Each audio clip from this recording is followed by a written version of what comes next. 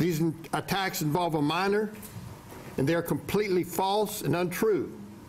Roy Moore is speaking out about the sexual misconduct allegations brought against him in a Washington Post article. Moore addressed those allegations during an event for the Mid-Alabama Republican Club in Vestavia Hills, where he was a guest speaker.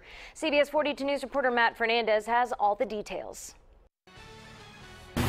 Roy Moore in Vestavia Hills addressing the sexual misconduct allegations reported by the Washington Post. He says he denies them.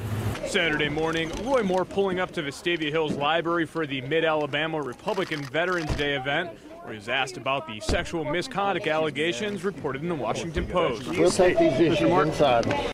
There was a heavy police presence and protesters as Moore made his way inside.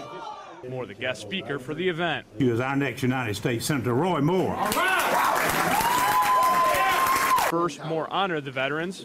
Now I want to address something that some people have come to hear about. Then he addressed claims brought against him by several women, as reported in the Washington Post. I have not provided alcoholic beverages, beer, or anything else to a minor.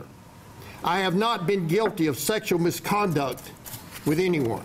Isn't it strange that after 40 years of constant investigation, people have waited to 4 weeks prior to the general election to bring their complaints? That's not a coincidence.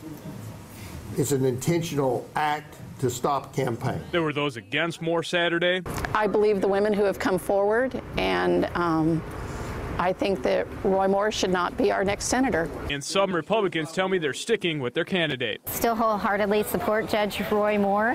I feel like these allegations have come up very suspiciously, extremely close to an election that may change the landscape of America, and especially in the Senate. May God bless you, bless the state of Alabama, and the United States of America. Thank you. And the special election between Roy Moore and Democrat Doug Jones is December 12th. Reporting in Vestavia Hills, Matt Fernandez, CBS 42 News, local coverage you can count on. Meanwhile, the attorney for one of those women is publicly demanding that Roy Moore retract the comments that he made this morning. Paula Cobia, who is representing Gloria Deason, released a statement saying in part they had no way of knowing their rights, especially against him, considering that he was a district attorney at the time. As he gained more power within the Alabama judiciary, they likely feared that he would publicly persecute them, precisely as he has done this week.